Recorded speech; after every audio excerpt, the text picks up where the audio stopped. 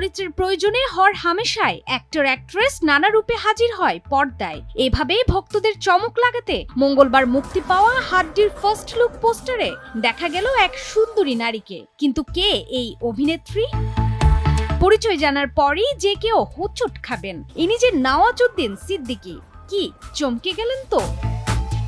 ধূসর রঙে শিমারি গাউন, ঠোঁটে লাল লিপস্টিক, মুখে চড়া মেকআপ, নজর কাটছে হেয়ার স্টাইল।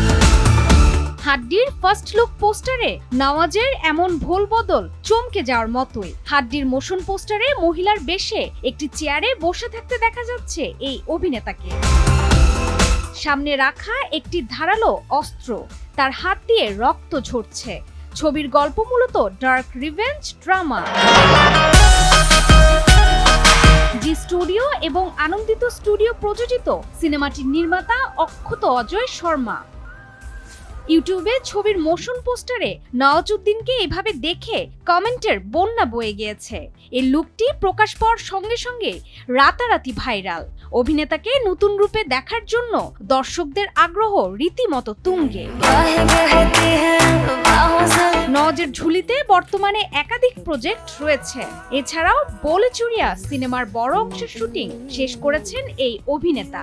পাশাপাশি মিউজিক ভিডিও এবং বিজ্ঞাপনের কাজ করছেন নওয়াজুদ্দিন।